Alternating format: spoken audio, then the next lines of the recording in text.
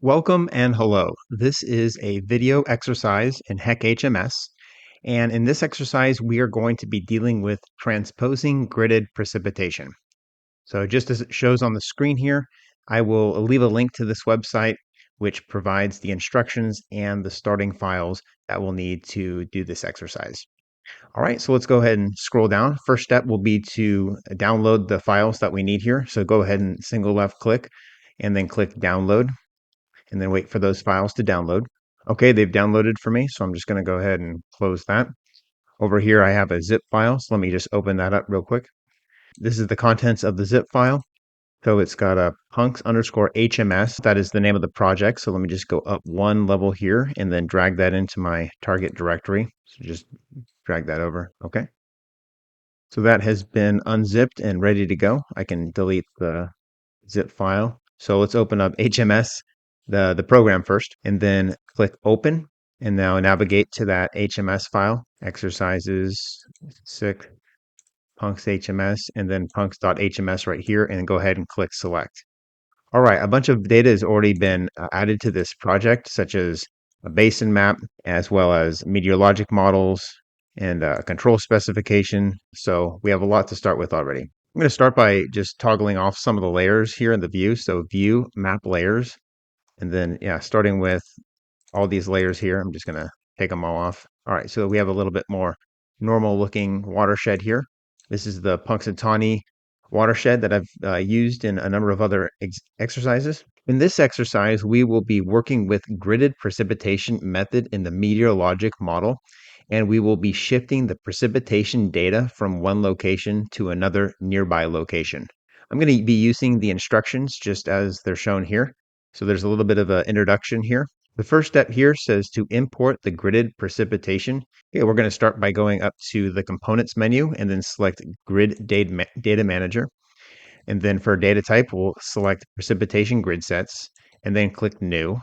We're going to name our precipitation grid set QPE and then click create. We can close the manager. And now here in the Watershed Explorer, we now have a directory for grid data, precipitation grid sets, and QPE. So what we're going to do is leave it at a single record DSS, and then we want to navigate to that DSS file in the data directory, precip.dss, and then click select.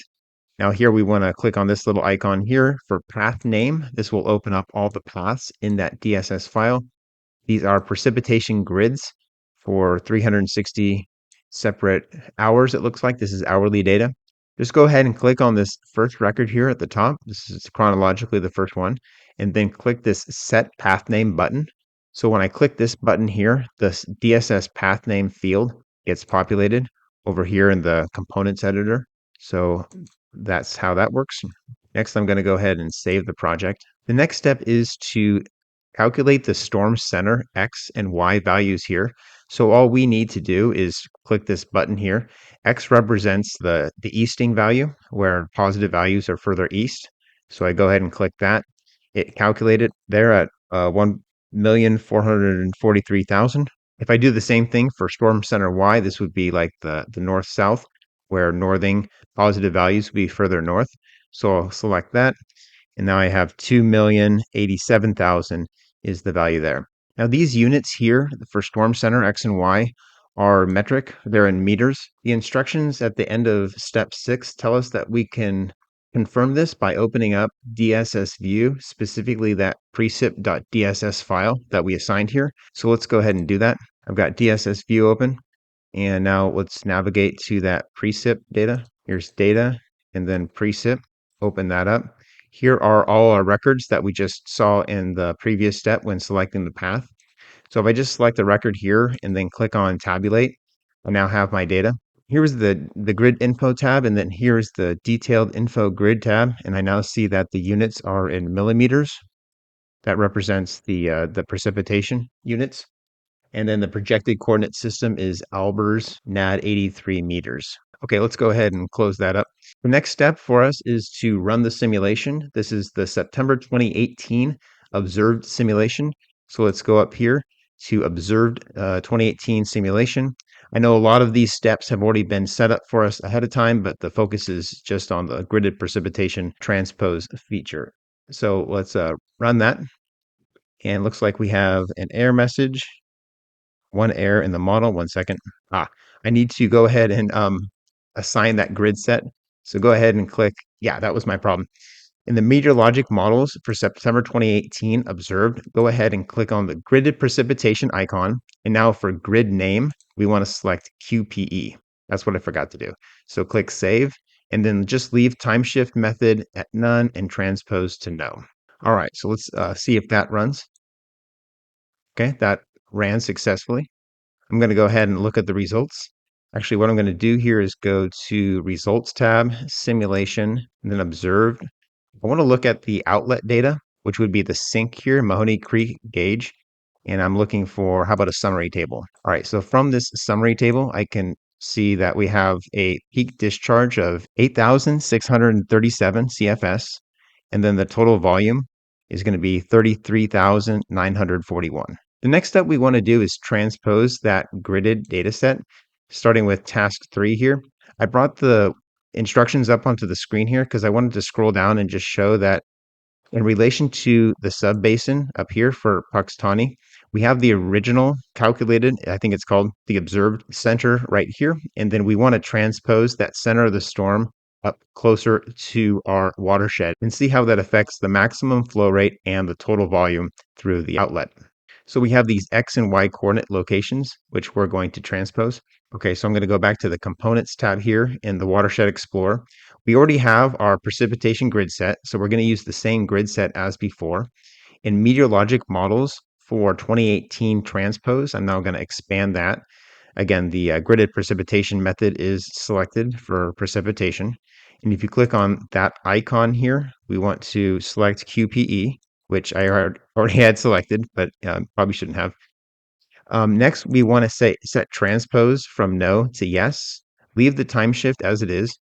Now for the coordinate system, X and Y, this is absolute values. So we don't want to type in just the difference that we want it to shift. We actually have to calculate the northing and easting values. So using these values here for storm center X and storm center Y, I'm going to convert this value of meters to feet. So what that would be is I will type that in here, 4734251. And the Y coordinate would be 6847112. And that's in feet now. So if I run this simulation again, this coordinate system is basically the exact same as what we just ran for the observed values. In fact, we can just go ahead and do that. I'll click save, and then we can run the transpose. This particular simulation run uses the September 2018 transpose meteorologic model. So if I go ahead and run that, so when I go ahead and compute that, I should get a message down here that says the shift. Oh, see right here from the simulation run, it shows that the shift was 0, which is exactly what I wanted. Actually, it might be quicker to just get the global summary table this way. 8637 is our peak discharge as it was before. And then for the total volume here in acre feet, 33,941. So those are the exact same values. What we want to do is translate that storm center 20,000 meters in the north direction and in the west direction. So since X coordinate represents positive values in the east direction, we actually want to subtract 20,000 meters from this value. Now, keep in mind, this is in units of feet. So we want to convert the 20,000 meters to feet and then subtract that from this number here. This is going to be transposed 20,000 meters north and west. So for the X coordinate, that's west, it would be negative 20,000. So it's actually going to be subtracting 65,616 feet. So from the previous number, that's going to turn out to be 466. And then the Y coordinate, I'm going to be adding 20,000 meters, which is 65,616 feet, which turns out to be, I think that's right. Let's go ahead and see what happens.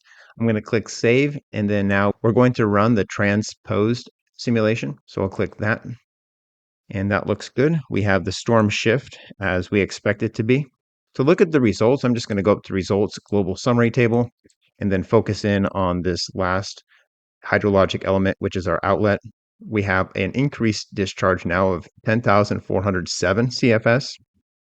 And then in acre feet, our volume also increased up to above 40,000.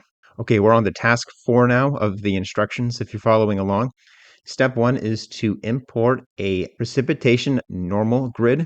So let's go up to Component Editor and then Grid Data Manager. Instead of precipitation grid sets, we want to scroll down to near the bottom, precipitation normal grids, and then click New. Now for the name, we'll call it this right here, NOAA 24-hour 100, and create. We can close the manager. And in the Watershed Explorer, I'm going to navigate to that precipitation normal grid, which is right here. For data source, I'm going to select a geotiff, and that is going to be in the GIS directory right here. Here is the TIFF file and select. We're going to use units of inches, but then for the scale factor, we're going to type in 1000 and hit save. Bias correction can be applied to transposed gridded precipitation when the user wants to adjust or pattern the distribution of the precipitation in the gridded dataset. Next, what we want to do is select the meteorologic model for the transposed bias right here, and then select gridded precipitation. As before, we want to select that QPE grid. This is the original precipitation grid. For time shift method, we'll leave that at none. And then for transpose, again, we'll switch this to yes, and then type in the same coordinates that we did for the transformed method. And there's the y coordinate. Now for bias grid, I want to select the bias grid that we just entered, which is right here. And next I want to save and run the simulation using the transposed bias simulation run. So let's go ahead and run that.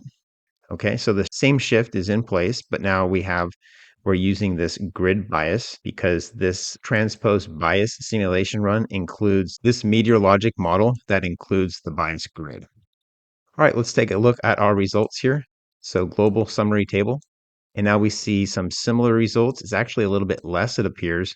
The peak discharge is now 10,122 CFS, and then the volume in acre feet is just under 40,000. If I bring to screen the results from our 3 scenarios here, we have the observed, that was our first run, transposed, and then transposed plus a bias. So we see that the peak discharge definitely increases when we transpose, as well as the volume. But then once we applied the bias, then that peak discharge and the total volume decreased just a little bit.